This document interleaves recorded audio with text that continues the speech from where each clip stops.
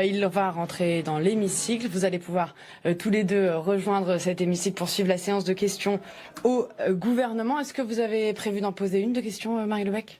Alors, pas aujourd'hui, mais oui, il y en aura au cours de la mandature. Quels sont vos sujets de prédilection ici à l'Assemblée? Alors moi, effectivement, donc je suis membre de la Commission des Affaires économiques. J'ai un intérêt particulier. Je vous interromps, la séance commence. Je vous laisse rejoindre l'hémicycle. Merci beaucoup.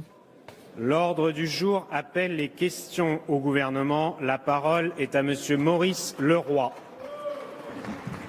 Merci, Monsieur le Président. Mes chers collègues, Monsieur le Premier ministre, avant-hier, au Sénat, avec le Président de la République, vous avez lancé la Conférence nationale des territoires. C'est une excellente initiative que les députés constructifs saluent, de même que je me réjouis de voir relancer l'ambition initiale du Grand Paris, notamment pour renouer avec l'axe Seine et pourquoi pas, Monsieur le Premier ministre, faire du Havre le port du Grand Paris. Oui, il y a nécessité de recréer une relation de confiance entre l'État et les collectivités territoriales. Mais cela passe par des efforts également répartis entre l'État et les collectivités territoriales. L'État dépensier ne peut faire la leçon à des collectivités locales qui, elles, votent leur budget en équilibre et qui, elles, ont déjà supporté 11 milliards d'euros d'économies. Oui, il faut un contrat, Monsieur le Premier ministre, mais pas simplement financier pour trouver de quoi boucler votre budget de l'État. Il faut prendre conscience de la désespérance silencieuse de nos campagnes.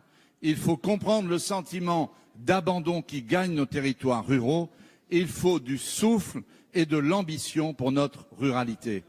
Monsieur le Premier ministre, avec les députés constructifs, nous vous proposons de créer une agence nationale de la revitalisation des territoires ruraux, à l'image de ce que Jean-Louis Borloo avait créé pour la rénovation urbaine des quartiers sensibles et s'était salué sur tous les bancs de cet hémicycle. Êtes-vous prêt à créer cette agence pour lutter efficacement contre les déserts médicaux, pour le déploiement du très haut débit et pour revitaliser nos territoires ruraux de la France périphérique? Merci, Monsieur Leroy. La parole est à Monsieur le ministre d'État, ministre de l'Intérieur. Monsieur le Président, Mesdames et Messieurs les députés, Monsieur le député Leroy, vous avez raison de vous réjouir de la tenue de cette conférence nationale des territoires. En effet, le Président de la République, le Premier ministre, le gouvernement ont choisi la voie du dialogue avec les territoires et je peux vous dire que le ministre de l'Intérieur que je suis s'en réjouit profondément.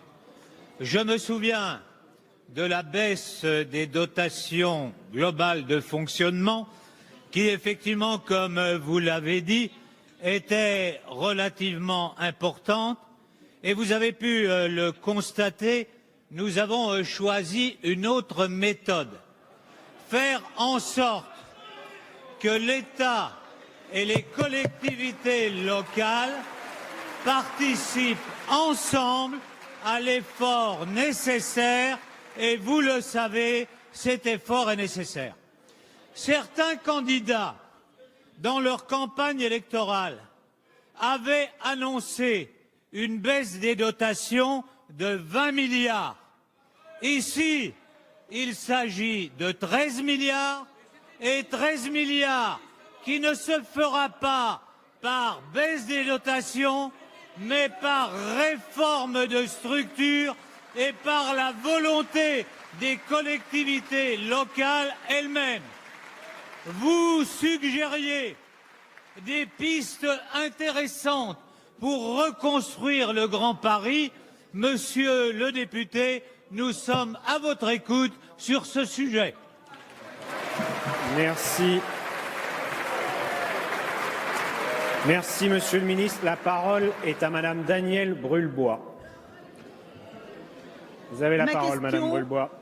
Ma question s'adresse à Monsieur le ministre de la Cohésion des Territoires.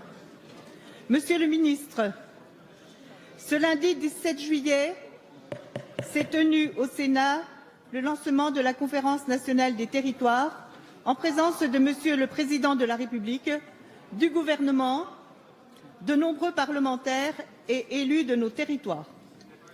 Nous sommes plusieurs sur ces bancs à y avoir participé et écouté le Président de la République détailler son ambition pour notre pays dans la lignée de ses engagements courageux pris durant la campagne présidentielle.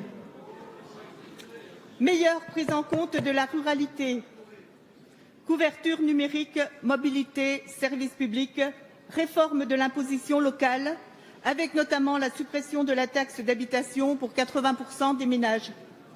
Les nombreux défis à relever pour nos territoires sont identifiés depuis longtemps.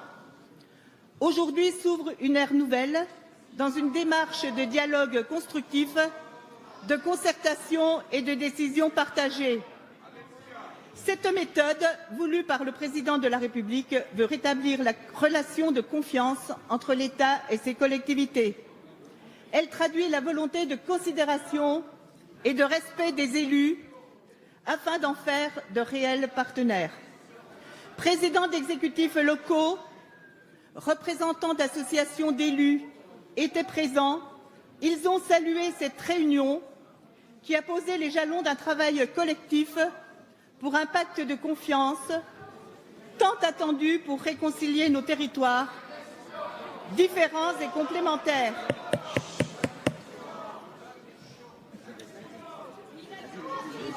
Monsieur le ministre, ma question est la suivante. Pouvez-vous nous préciser les contours de ce nouveau processus? Merci, Madame la députée. Mes chers collègues, l'intérêt de tout le monde est que chacun puisse entendre les questions et les réponses. Il n'est pas nécessaire de faire des commentaires pendant les questions ou les réponses. Chacun et chaque groupe a la parole à tour de rôle. La parole est maintenant à Monsieur le ministre de la Cohésion des Territoires, Monsieur Jacques Mézard. Monsieur le Président, Mesdames et Messieurs les députés, Madame la députée, je vais répondre à la question.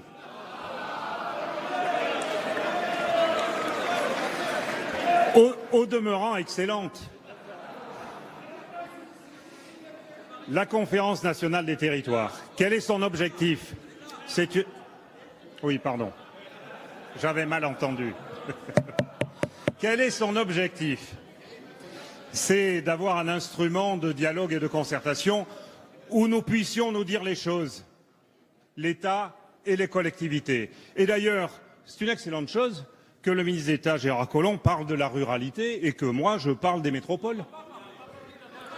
Mais je vais vous en parler, moi. Je vais vous en parler. Nous avons la volonté d'instaurer ce dialogue qui a manqué depuis des années, quels que soient les gouvernements. Nous avons le besoin de nous dire les choses, de poser les problèmes et d'essayer de trouver des solutions ensemble. L'État n'est pas là pour donner des leçons aux collectivités. Il est là pour construire avec vous. Nous avons ensemble des efforts à réaliser. Nous les ferons ensemble. Et sachez que je suis toujours un élu local. J'entends les messages qui nous sont délivrés dans les territoires ruraux, dans les banlieues. Et nous savons ensemble le travail qui nous attend. Je ne donne pas de leçons à ceux qui nous ont précédés. Je n'entends pas non plus en recevoir aujourd'hui, alors que nous sommes au début d'un quinquennat où nous voulons réussir cette concertation et ce dialogue. Nous avons rendez-vous dans 6 mois après le travail de ces 5 ateliers. Et à ce moment-là, je serai là aussi pour répondre à vos questions. Merci, Monsieur le ministre. La parole est à Monsieur Jean-Louis Masson. Merci, Monsieur le Président. Ma question s'adresse à Madame la ministre des Armées. Madame la ministre, où êtes-vous? Que faites-vous?